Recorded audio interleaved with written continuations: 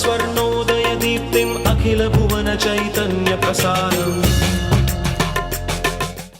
నమస్కారం, మన ధర్మం కార్యక్రమానికి స్వాగతం. ఇవాళ మన ధర్మం కార్యక్రమంలో మన ధర్మ సందేహాలను నివృత్తి చేసేందుకు మనతో పాటు ఉన్నారు ప్రముఖ ఆధ్యాత్మికవేత్త ఆచార్య శ్రీ తాడేపల్లి పతంజలి గారు. గురుగారు నమస్కారం. ఓం శ్రీ దుర్గాదేవి అయి నమః. గురుగారు, ఈరోజు అధిక జ్యేష్ఠ మాసంలో శుద్ధ ఏకాదశి. దీన్ని పరమ ఏకాదశిగా అభివర్ణించడంలో ఆంతర్యం ఏమిటి? ఈ ఏకాదశినే మతత్రయ ఏకాదశి అని ఇంకొక పేరు అంటారు. చాలా విశిష్టమైనటువంటి రోజు. ఈ అధిక జ్యేష్ఠ మాసంలో వచ్చినటువంటి ఈ ఏకాదశి మతత్రయం. మతము అంటే మనకు బాగా తెలుసు, ద్వైతము, అద్వైతము, విశిష్టాద్వైతము. ఈ ముగ్గురు మతస్థులు కూడా ఒకే ఏకాదశి సాధారణంగా ఒప్పుకోరు. కొంతమందికి ఈరోజు ఏకాదశి అయితే కొంతమందికి రేపు ఏకాదశి. వైష్ణవులకి ఈరోజు, శైవులకి రేపు, లేదా శైవులకి ఇవాళ, వైష్ణవులకి రేపు, ఇట్లా ఉంటుంది. కానీ ముగ్గురు కలిపి ఒకే ఏకాదశిని ఒప్పుకుంటే దాన్ని మతత్రయ ఏకాదశి అంటారు. అది ఈరోజు. అందున దీనికి ఇంకొక పేరేం పెట్టారంటే పరమ ఏకాదశి అన్నారు. పరమ అంటే శ్రేష్టమైన అని అర్థం. పరమ పదము అని అంటాం. లోకంలో ఒక వ్యవహారం ఉంది. పరమ పదము అని అంటే శ్రేష్టమైనటువంటి స్థానము. శ్రేష్టమైనటువంటి స్థానానికి వాళ్ళు వెళ్ళారు, గతించినటువంటి వారు, చనిపోయినటువంటి వారు అని చెప్పడానికి పరమ పదించారు అంటారు. అట్లాగే పరమ ఏకాదశి, పరమ పురుషుడు. పరమ అనేటువంటి దాన్ని శ్రేష్టత్వం అనేటువంటి అర్థంలో వాడతారు. ఏంటి మరి మిగతా ఏకాదశులకి పరమ ఏకాదశికి ఉన్నటువంటి తేడా ఏంటంటే, మిగతా ఏకాదశుల్లో ఏదైతే ఆ 10 ఇంద్రియాలు, 11వ ఇంద్రియమైనటువంటి మనస్సు, వీటన్నింటినీ నియమంతో ఉండాలి, దానికి ఉపవాసం తోడు చేస్తుంది అని పెద్దవాళ్ళు చెప్పారో, ఆ నియమాలతో పాటుగా మిగతా ఏకాదశుల్లో పాటించకపోయినా సరే ఈ ఒక్క ఏకాదశి పరమ ఏకాదశి. అందున అధిక మాసంలో వచ్చేటువంటి ఏకాదశి.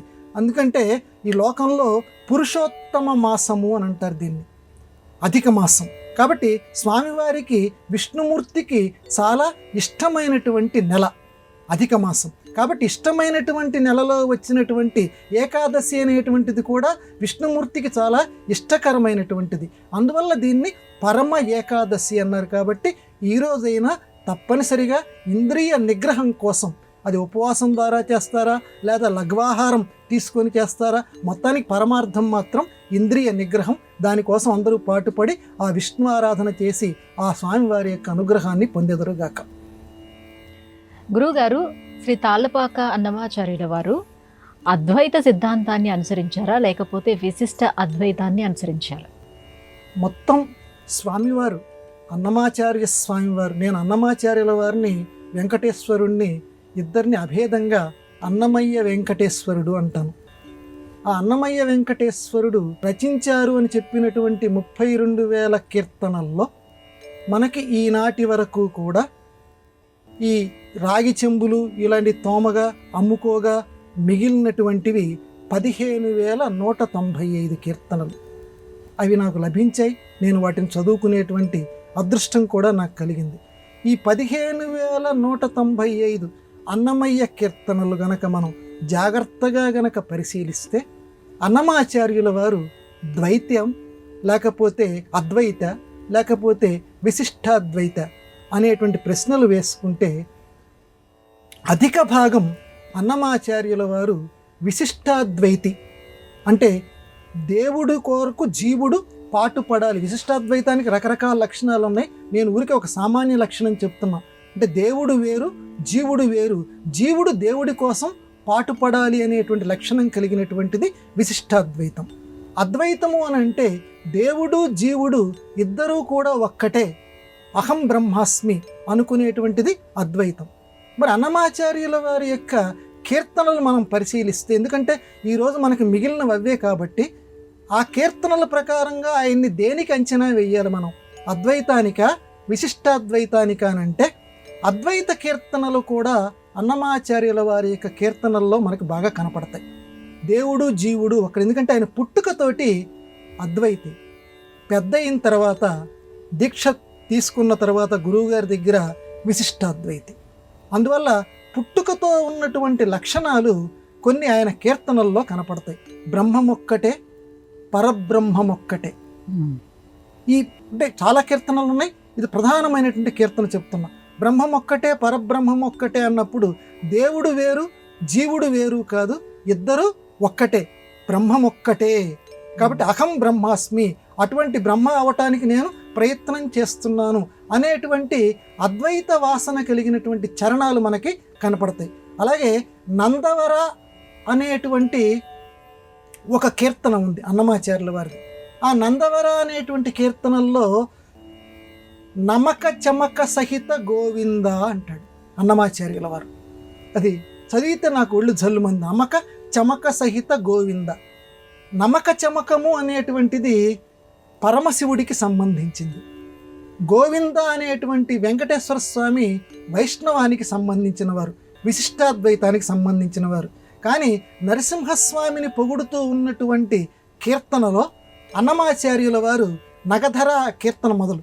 ఆ కీర్తనలో ఆయన అంటారు నమక చమక సహిత గోవింద అంటారు.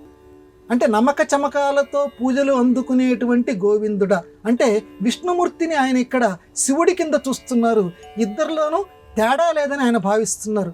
అందరూ ఒక్కటే, జీవుడు దేవుడు, అందరు దేవుళ్ళు ఒక్కటే అనేటువంటి భావన అద్వైతానికి సంబంధించినటువంటిది. కాబట్టి ఇటువంటి కీర్తనలు అన్నమాచార్యుల వారి యొక్క అద్వైతానికి మనకి నిరూపణగా కనిపిస్తాయి.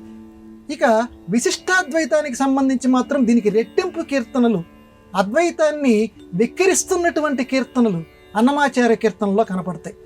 ఎందుకనంటే పురుషుండని తా పొగడనట అని చెప్పి ఒక కీర్తన ఒకటి ఉంది అన్నమాచార్యుల వారిది. అంటే పురుషుడు అని చెప్పి జీవుడు అని చెప్పి అంటున్నట్ట ఏమిటయ్యేదని చెప్పి అద్వైతం ఏదైతే పురుషుడు అని చెప్పిందో ఆ పురుష శబ్దాన్ని అన్నమాచార్యుల వారు దాదాపుగా వెక్కిరిస్తున్నట్లుగా పురుషుండనిత పొగడనట అనేటువంటి కీర్తనలో రాస్తారు. అంటే తన యొక్క విశిష్టాద్వైతాన్ని తెలియజేసుకుంటూ. అలాగే ఇంకొక కీర్తనలో ఆ మహానుభావుడు చేప సముద్రంలో ఉంటుంది, కానీ సముద్రంలో ఉన్నటువంటి నీరు చేపకి ఆధారం. నీరు లేకుండా చేప స్వతంత్రంగా జీవించలేదు. కాబట్టి చేప ఎప్పుడూ కూడా సముద్రానికి కృతజ్ఞత కలిగి ఉండాలి అని రాస్తారు ఆ కీర్తనలో ఉన్నటువంటి చరణంలో. అంటే చేప అనేటువంటిది జీవుడు, సముద్రం అనేటువంటిది పరమాత్మ, విశిష్టాద్వైతం చెప్పేది అది. కాబట్టి దేవుడికి నివేదనగా దేవుడి పట్ల మనం ఎప్పుడూ కూడా కృతజ్ఞతతోటి ఉండాలి అనేటువంటి భావం వచ్చేటువంటి విశిష్టాద్వైత కీర్తన ఒకటి ఉంది. అలాగే ఏకాత్మవాదులాల అని ఒక విశిష్టాద్వైత కీర్తన రాస్తారు అన్నమాచార్యుల వారు. ఏకాత్మవాదులాల అంటే ఏమయ్యా, మీరు దేవుడు జీవుడు ఇద్దరు ఒక్కటే అని అంటున్నారు కదా, మరి నాకు ఆకలేస్తుంటే ఎదుటివాడికి ఎందుకు ఆకలి వేయటం లేదు? ఇద్దరం ఒకటే కదా ప్రశ్న వేస్తున్నారు ఆయన. మీరు చెప్పే సిద్ధాంతం మరి అన్ని చోట్ల సరిపోవాలి కదా. నేను దుష్ట పని చేస్తుంటే అతను దుష్ట పని ఎందుకు చేయటం లేదు? నేను మంచి పని చేస్తుంటే అందరూ లోకంలో ఉన్న వాళ్ళందరూ కూడా మంచి పని చేయాలి కదా. కొందరు మంచివి చేస్తున్నారు, కొందరు చెడు ఎందుకు చేస్తున్నారు? అందరు జీవులు ఒక్కటే కదా. మీ అద్వైతం ఏమైంది? ఏకాత్మవాదులాల ఆ కీర్తన శీర్షిక. ఇట్లా కొన్ని కీర్తనల్లోనేమో విశిష్టాద్వైతాన్ని శిఖరాగ్ర స్థాయిలో చెప్పినటువంటి కీర్తనలు కనపడతాయి. అలాగే నేను మొదట మనవి చేసినట్లుగా అద్వైతాన్ని పేర్కొన్నటువంటి కీర్తనలు కూడా కనపడతాయి. దీనికి కారణం ఏంటంటే ఆ మహానుభావుడు పుట్టుకతోటి, ఇందాక నేను చెప్పినట్లుగానే ఆయన పుట్టుకతోటి అద్వైతి, తర్వాత దీక్ష పుచ్చుకున్న తర్వాత విశిష్టాద్వైతి. అందుకే రెండు రకాల కీర్తనలు. మొత్తానికి మాత్రం ఎవ్వరు ఏమనుకున్నా సరే ఉన్నది ఒక్కటే అనేది మాత్రం అన్నమయ్య కీర్తనల్లోని పరమార్థం. గురుగారు, ఈరోజు తిరుపతి గోవిందరాజస్వామి వారి గరుడ సేవ, బ్రహ్మోత్సవాలలో గరుడ సేవ యొక్క ప్రత్యేకత ఏమిటి? మిగతా ఉత్సవాల కంటే కూడా బ్రహ్మోత్సవాల్లో గరుడ సేవ అంటే ఇప్పటికీ కూడా చాలా విశిష్టంగా చెప్పుకుంటారు. బ్రహ్మోత్సవాల యొక్క ప్రారంభం నుంచి కానీ తుది వరకు కానీ ఆలోచిస్తే ఇక్కడ కింద వెంకటేశ్వర స్వామి వారి యొక్క అన్నగారైనటువంటి గోవిందరాజుల వారికి కూడా ఈరోజు గరుడ సేవ అంటే గరుత్మంతుడి మీద స్వామివారి యొక్క ఉత్సవ విగ్రహాన్ని ఈరోజు ఊరేగింపు చేస్తారు. ఎందుకంటే స్వామివారికి ఉన్నటువంటి రకరకాల వాహనాల్లో గరుత్మంతుడు అంటే స్వామివారికి చాలా ఇష్టంట. ఎందుకనంటే సాధారణంగా భక్తులు తపస్సు చేసిన తర్వాత దేవుడు కనపడితే స్వామి నాకు అది కావాలి ఇది కావాలి అని కోరుకుంటారు. గరుత్మంతుడు కూడా నీకేం కావాలయ్యా అని చెప్పి విష్ణుమూర్తి అడిగితే ఎల్లప్పుడూ కూడా నిన్ను మోసేటువంటి సేవా భాగ్యాన్ని నాకు కలిగించవయ్యా అని ప్రార్థించట. దానికి విష్ణుమూర్తి పరవశించిపోయట. అట్లాగే తల్లి యొక్క దాస్యాన్ని పోగొట్టడానికి ఇంద్రుడి దగ్గర నుంచి అమృతం తీసుకువచ్చేటువంటి సమయంలో తాను కూడా అమృతం యొక్క రుచి చూడవచ్చు. మధ్యలో కొంచెం అది ఎలా ఉంటుందో వేసుకుంటే నేను కూడా చిరంజీవిగా అయిపోతాను కదా అని గరుత్మంతుడు అనుకోవచ్చు. కానీ ఆయనకు అటువంటి దృష్టి లేదు. తీసుకురమ్మంది, అది ఇస్తే నా తల్లి యొక్క దాస్యం పోతుంది అంతవరకు ఆలోచించాడు. కానీ ఆ తెస్తున్న అమృతాన్ని తాను తాగాలి అనేటువంటి కాంక్ష గరుత్మంతుడిలో లేదు.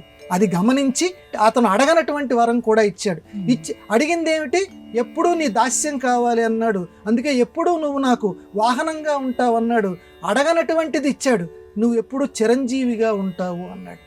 అందువల్ల స్వామివారికి చాలా చాలా చాలా ఇష్టమైనటువంటి వాహనం గరుత్మంతుడు. అందుకే మిగతా వాహన సేవల కంటే కూడా గరుడ వాహన సేవ స్వామివారికి చాలా ఇష్టం. అందుకే ఈరోజు గోవిందరాజస్వామి వారికి కూడా స్వామివారు పైన ఉన్నటువంటి తిరుమలలో వెంకటేశ్వర స్వామి వారు తన శరీరం మీద ధరించి ఉన్నటువంటి చాలా చాలా విలువైనటువంటి లక్ష్మీహారాన్ని ఈరోజు కిందకి పట్టుకొని వస్తారు. ఆ లక్ష్మీహారం తీసుకొచ్చి గోవిందరాజస్వామి వారి యొక్క ఆ మెడలో అలంకరింపచేస్తారు, గరుత్మంతుని మీద కూర్చోబెడతారు. ఎందుకంటే అంత ఇష్టమైనటువంటి రోజు, అంతగా పూజనీయమైనటువంటి రోజు. అటువంటి గరుడాధిరూఢుడైనటువంటి గోవిందరాజస్వామి ఆ వెంకటేశుడు మనందరినీ కూడా అనుగ్రహించుగాక. గురుగారు, మనకున్నటువంటి పురాణాలు 18. వీటిలో బ్రహ్మ వైవర్త పురాణం యొక్క ప్రత్యేకత ఏంటో తెలియజేస్తారా? బ్రహ్మ వైవర్త పురాణం ఇది కొంతమంది తెలియక ఇప్పటికీ కూడా కొంతమంది బ్రహ్మ కైవర్త పురాణము అంటారు. కానీ మీరు చక్కగా చెప్పారు, దీన్ని బ్రహ్మ వైవర్త పురాణం అనాలి. కైవర్తము అని అంటే నీటికి సంబంధించినటువంటి ఆ మత్స్యకారులకి సంబంధించినటువంటి పదం కైవర్తము అనేది. వైవర్తము అంటే వివర్తానికి సంబంధించింది వైవర్తం. ఇక బ్రహ్మ వైవర్త పురాణంలో ఉన్నటువంటి విశేషాలు, అసలు పురాణం అంటేనే సర్గశ్చ ప్రతిసర్గశ్చ అని చెప్పి 5 రకాల లక్షణాలు ఉన్నాయి. అందులో బ్రహ్మ వైవర్త పురాణానికి కూడా ఇంకా చాలా విశిష్టమైనటువంటి లక్షణాలు ఉన్నాయి. అందున మిగతా పురాణాలన్నింటికంటే కూడా రాధాదేవి చరిత్ర మనకి సాధికారికంగా చదవాలి అని అంటే, అందులో ఉన్నటువంటి పరమార్థం ఏదో మనకి తెలియాలి అని అంటే బ్రహ్మ వైవర్త పురాణం ప్రతి వాళ్ళు కూడా చదివి తీరాలి. అంతగా ఆ రాధాదేవి నివాసం ఉండేటువంటి గోలోక వర్ణన కానివ్వండి, అసలు రాధంటే ఎవరు, కృష్ణుడంటే ఎవరు, వాళ్ళిద్దరి మధ్య ఉన్నటువంటి అనుబంధం ఏమిటి, వాళ్ళిద్దరిని ఎలా ఆరాధించాలి, ఇటువంటి విశేష విషయాలన్నీ కూడా ఈ బ్రహ్మ వైవర్త పురాణంలో మనకి లభిస్తాయి. బహుశా ఇది చదివేనేమో జయదేవుడు అష్టపదుల్లో రాధాదేవిని ఒక పాత్ర కింద పెట్టి కృష్ణుడికి రాధకి మధ్య అష్టపదుల్ని అంత అద్భుతంగా ఆ మహానుభావుడు జయదేవుడు ఆవిష్కరించగలిగాడు. లోకంలో ఈ లౌకికపు ప్రేమకి ఉదాహరణగా రాధాకృష్ణులు అంటారు. నిజానికి లోకంలో అనుకునేటువంటి ప్రేమ కాదయ్యా రాధాకృష్ణులది. ఇద్దరిది కూడా ఒక అలౌకికమైనటువంటి ఒక బంధం వారిద్దరి మధ్య ఉన్నది. అది గోలోకము అని చెప్పి ఆ ఒక విశిష్టమైనటువంటి ప్రేమ, అంటే లోకపు ప్రేమ, కామపు వాసనలు అంటుకొని ఉన్నటువంటి ప్రేమ వాళ్ళిద్దరి మధ్య లేదు, అది అలౌకికమైనటువంటిది అని చెప్పి ఆ గోలోక ఖండంలో బ్రహ్మవైవర్త పురాణంలో మనకి తెలియచేస్తారు. కాబట్టి చాలా విశిష్టమైనటువంటి లక్షణాలు కలిగినటువంటి బ్రహ్మవైవర్త పురాణం. అసలు వాళ్ళిద్దరు ఎవరు, వాళ్ళిద్దరికి మధ్య ఉన్నటువంటి బంధం ఏమిటి, ఆ పవిత్రమైన బంధం యొక్క అంచులు ఏమిటి తెలియాలంటే ఈ బ్రహ్మవైవర్త పురాణంలో ఆ గోలోక ఖండంలో ఆ రాధాకృష్ణ చరిత్ర చదవాలి. గురుగారు, భగవద్గీతలో రావి చెట్టు గురించి ప్రత్యేకించి భగవానుడైనటువంటి శ్రీకృష్ణుడే పేర్కొన్నాడు. ఈ అశ్వత్థ వృక్షం యొక్క ప్రత్యేకత ఏంటి? అశ్వత్థ, స్వహ అంటే రేపు అనమ్మా, ఆ అంటే కాదు అని. మనకి మామూలు మాటల్లో న్యాయము, అన్యాయం, అంటే న్యాయము కానిది అన్యాయం. అలాగే శ్వః రేపు లేనటువంటిది ఆ అశ్వత్థ వృక్షం. చాలా గమ్మత్తైనటువంటి పదం అశ్వత్థం. ఊర్ధ్వమూలం అధశాకం అశ్వత్థం ప్రాహురవ్యయం. భగవద్గీతలో చాలా ప్రసిద్ధమైనటువంటి శ్లోకం. మిగతా చెట్లు ఏవి కూడా స్వామివారు ఉదాహరణ కింద తీసుకోవాలి. కేవలం ఈ అశ్వత్థ వృక్షం, అశ్వత్థం అంటే రావి చెట్టు అంటారు మన తెలుగులో. రావి చెట్టుని మాత్రమే ఆ మహానుభావుడు చాలా గొప్పగా భగవద్గీతలో శ్రీకృష్ణ భగవానుడు చెప్పాడు. అది ఎలా ఉంటుంది అనంటే ఊర్ధ్వమూలం. ఏ చెట్టుకైనా సరే వేళ్ళు కింద ఉంటాయి, కానీ ఈ అశ్వత్థ వృక్షానికి మాత్రం వేళ్ళు పైకి ఉంటాయి. ఊర్ధ్వమూలం అధశాకం, కొమ్మలు కిందికి ఉంటాయి. ఇది ఎప్పుడూ కూడా ప్రాహుహు అంటే చెబుతూ ఉంటారు. ఇది అవ్యయం, సనాతనంగా ఉన్నటువంటి చెట్టు.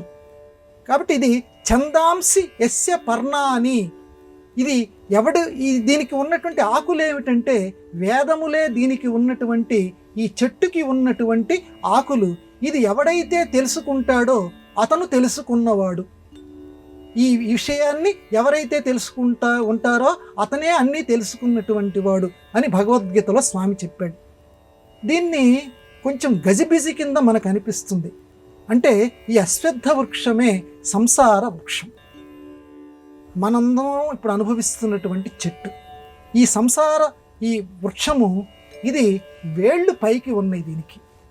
అందుకే పైకి చూస్తూ ఉంటాం ఎప్పుడూ కూడా మనం. పైకి రారా పైకి రారా అంటుంటారు. అందుకే తెలుగువాడి పాదాలకి నేను నమస్కారం అంటుంటాను ఎప్పుడు. మామూలుగా చిన్న పదాల్లో ఎంతో గంభీరంగా చెప్పినటువంటి వేదాంత విషయాల్ని చాలా చిన్న పదాల్లో తెలుగువాడు చెప్తాడు. అందుకే తెలుగు భాష అంత గొప్పది. పైకి రారా అంటుంటాడు, పైకి చూడరా అని. అంటే పైకి అంటే ఈ సంసార వృక్షం ఉన్నది చూడు, ఇది పైకి ఉంది, వేళ్ళు పైన ఉన్నాయి, కొమ్మలు కింద ఉన్నాయి. కొమ్మలు అంటే జన్మలు. అసలైనటువంటి మూలం ఈ జీవుడికి సంబంధించినటువంటి వేరు అంటే మూలం కదమ్మా. ఈ మూలం ఎక్కడుందంటే పైన ఉంది. కొమ్మలు జన్మలు మాత్రం కిందికి వేళ్లాడుతున్నాయి. ఒక్కొక్క జన్మ ఎన్ని వేల జన్మలు. ఎవ్వరెవ్వరి వాడో ఈ జీవుడు, ఎవ్వరికి ఏమౌన ఈ జీవుడు, ఎందరికి తండ్రిగాడి ఈ జీవుడు, ఎందరికి కొడుకుగాడి ఈ జీవుడు అంటాడు అన్నమాచార్యుల వారు. పోయిన జన్మలో ఎవరికి ఎవరమో, ఎందరికి తండ్రులమయ్యాము, ఎందరికి కొడుకులమయ్యాము, ఎందరికి భర్తలమయ్యాము, ఎందరికి భార్యలమయ్యాము తెలియదు. కాబట్టి శాఖలు శాఖలు శాఖలు, కొమ్మలన్నీ కిందికి ఉన్నాయి, మూలం మాత్రం పైకి ఉంది. ఇక్కడ చిట్ట చివరి ఏం సందేశం ఇస్తున్నారంటే భగవద్గీతలో, ఇది తెలుసుకో, ఈ కొమ్మలకి ఉన్నటువంటి ఆకులు వేదాలు. అంటే ప్రతి జన్మలోనూ వేదం నీకు కనపడుతోంది, కానీ దాన్ని నువ్వు పట్టించుకోవటల్లా. జన్మలు ఎత్తుతూనే ఉన్నావు. ఆ వేదము యొక్క ఆకుల్ని, అంటే వేదములో చెప్పబడినటువంటి సంస్కారాలు ఏవైతే ఉన్నాయో, సంప్రదాయాలు ఏవైతే ఉన్నాయో వాటిని తెలుసుకుంటూ ఈ మూలం దగ్గరికి వెళ్ళటానికి ప్రయత్నం చేయి. లేకపోతే ఈ కొమ్మ నుంచి ఆ కొమ్మ నుంచి ఈ కొమ్మ కింద బతుకుతూనే ఉంటావు.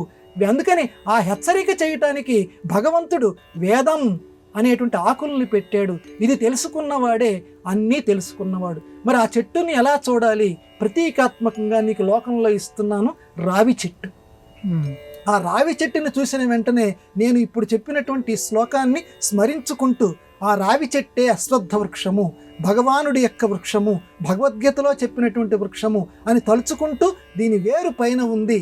మామూలు మన చెట్టుకి కిందే కనిపించచ్చుగాక, కానీ స్వామి చెప్పిన వేరు పైన ఉంది అని ప్రతీకాత్మకంగా భావించుకుంటూ ఆ రావి చెట్టుకి పూజలు చేసుకుంటూ, అశ్వత్థ రేపు అనేది లేకుండా ఉండాలంటే మరుసటి జన్మ అనేది లేకుండా మనం చేసుకోవాలి ఈ అశ్వత్థ వృక్షాన్ని చూసి అని ఇందులో ఉన్నటువంటి సందేశం.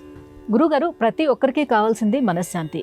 ఆ మానసిక ప్రశాంతత కొరకు మన గురువులు ప్రబోధించినటువంటి అంశాలేంటి? చమత్కారంగా మన పెద్దవాళ్ళు చెప్తారు, ప్రతి వాళ్ళం కోరుకునేది అదే.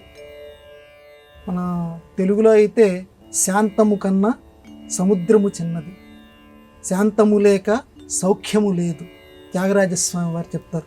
ప్రతి వాళ్ళం కూడా జీవితంలో ఎవరిని అడిగినా సరే, నాకు కొట్లాటలు కావాలి, రేపు జీతం వస్తుందో లేదో, నా బతికేంటో, నాకు ఎలా గడుస్తుందో, ఇట్లాంటి గందరగోళాల్లో ఏ మనిషి కూడా ఆందోళన మధ్య బతకాలను కోరుకోడు. తన మనస్సు ప్రశాంతంగా ఉండాలనుకుంటాడు. అందరూ చుట్టుపక్కల ఉన్నటువంటి సమాజం కూడా ప్రశాంతంగా ఉండాలి అని కోరుకుంటాడు. దీనికి ఏమిటేనంటే మన పెద్దవాళ్ళు చమత్కారంగా ఒక మాట చెప్పారు.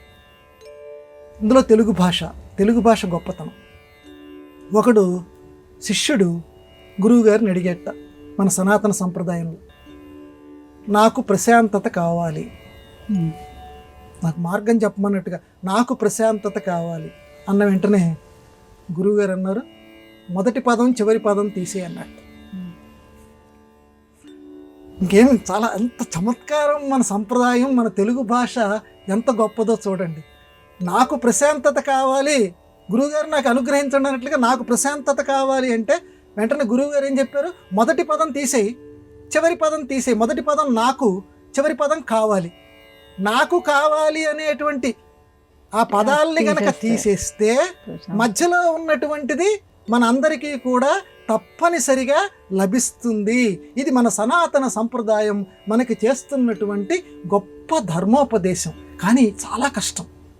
జీవులమైనటువంటి మనం అందరం కూడా నాకు కావాలి, నాకు ఇది కావాలి, నాకు ఇది కావాలి అని చెప్పి ఊపిరి ఉన్నంత వరకు కోరుకుంటూనే ఉంటాం.